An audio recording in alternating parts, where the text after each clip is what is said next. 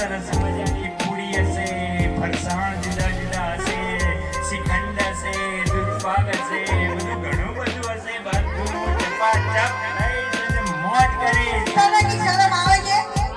આ જરા કે આ મહારાજની વાતો કરતા ને એમ કહે છે ચપાચપ ખાઈ તારો જીવ માનો જોઈએ એટલે ખાવા જાય છે મને પૂરીને. અરે પણ શું કરું, મારે જવું પડે એમ છે. ચાલો હું જાઉં તેમ. હે? હું લગનમાં જાઉં છું હો, મોજ કરવા. હા. લગનમાં જા. રાહુલભાઈ, હા. લગનમાં જા તને ખબર રાહુલભાઈની મારી નથી. સાથે આવવાના છે. એમને બી મારે જોડે લેતા જવાના છે.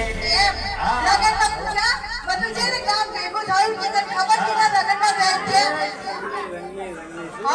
આવી ગયા. શેના લગન કરો છો ભાઈ? આ મારા ભાઈબંધની દીકરીના લગ્ન છે, એમાં જવાનું છે મારે, એટલે હું આ તૈયાર થઈને આવ્યો છું. રંગલા, હા, બોલ બોલ. લગનમાં જવું છે કે ઠંડા ખાવા જવું છે? હા, એટલે લગનમાં જવું છે કે ઠંડા ખાવા જવું છે? એટલે કઈ સમજ્યો નહીં. ના સમજ્યા. આ તમારો ભાઈબંધની છોકરી કેટલા વર્ષની પેલા મને ઈ કહો. એ મારા ભાઈબંધની છોકરી છે ને, લગભગ 16 વર્ષની છે. હા, 16 વર્ષની છોકરી એટલે સગીર કહેવાય, ના બાલિકા. એ છોકરીના લગ્ન કરાવો એટલે બાળ લગ્ન કહેવાય. હા, હા, હા, હા, હા, મેં સાંભળ્યું. બરાબર છે. સાંભળો, એ બાળ લગ્ન તમારા ભાઈબંધ કરાવતા હતા ત્યાં પોલીસ આવી અને બધાને પકડી લઈ ગઈ. ઓહોહોહો. એટલે કોને કોને આવી રીતે ગુનો કહેવાય આ? હા ભાઈ, બાળ લગ્ન એ કાયદેસર કાનૂની ગુનો કહેવાય. મેં એવું સાંભળ્યું છે કે 16 વર્ષથી ઓછી ઉંમરની હોય અને છોકરો 21 વર્ષથી ઓછી ઉંમરનો હોય તો એને બાળ લગ્ન કહેવાય. બરાબર? અને આ કાયદેસર ગુનો કહેવાય. આ ડાઈ વાતો કરે છે એટલે તારા ભાઈબંધને સમજાઈ નહીં શકે. હવે એમાં એવું હતું ને, હવે કંકોત્રી આવી ગઈ. અને હવે આ ભાઈબંધે મને બહુ જ મને ફોર્સ કર્યો. મેં એને સમજાવ્યું કે 2 વર્ષ ખમી જાય, પણ એ ના ખમે. યાર મારે ઉતાવળ છે, ઉતાવળ જેમ કરીને મેં કીધું હારું લગ્ન કરી નાખ્યું. હવે ભાઈ ખબર નહીં તેનું પરિણામ ભોગવવું પડે.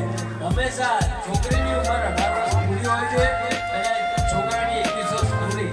અને બીજી વાત કહું તો કે ભાઈ આ તમારે છે ને કોણ ગુનેગાર કહેવાય? આ બધું કોણ ગુનેગાર કહેવાય? એ છોકરો પુખ્ત વયનો હોય તો એ જેના લગ્ન થવાના હોય હા, હા, હા. એના મા બાપ, હા. છોકરીના મા બાપ, ત્યાં હાજર હોય બધા મહેમાનો અને કોર મહારાજ જે લગ્ન કરાય આ બધા છે ને કાયદેસરના ગુનેગાર કહેવાય. ટૂંકમાં જે છોકરા પક્ષવાળા એ ગુનેગાર કહેવાય, છોકરી પક્ષવાળા જેટલા બી આયા હોય બધા ગુનેગાર કહેવાય. હા, અને બીજી વાત આની માટે સજા છે. ઓહો, સજા છે? શું સજા છે? સજા છે 2 વર્ષની સખત કેદ અને ઓહોહોહો. 1 લાખ દંડ. ઓહોહોહો, આટલો બધો? હા, અને હું ગયો હોત તો મને થાત નહીં. તને દંડા પડે. ઓહો, સારું થયું હો. રંગલી હું બચી ગયો. મારી ભાષા એ રંગલી તને પૂછું કે આપણે કાચી માટીનો ઘડો હોય એમાં પાણી ભરે તો શું થાય? કાચીવાડીના ઘડા પાણી ભરીએ ને તો ઘડો ફૂટી જાય. સાચો.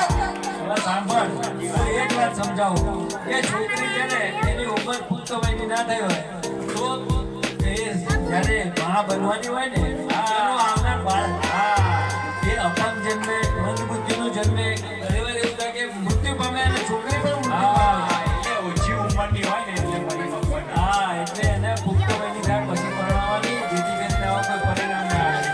સમજી ગયા ને? એટલે ટૂંકમાં છે ને, જ્યાં જ્યાં બાળ લગ્ન થતા હોય ને ત્યાં આપણે અટકાવવા જોઈએ. હા, ચાલો એ. પણ યાર અટકાવવા જઈએ ને આપણે કહીએ ભાઈ તમે આટલું બધું ના કરો ને આપણે આપણા પછી ચાકીએ ભાગી નાખે તો ભાઈ તારું કામ કરે છે ને એમ તો થાય એવું ના, કે તારી વાત સાચી, બધાને ડર હોય જવું અટકે.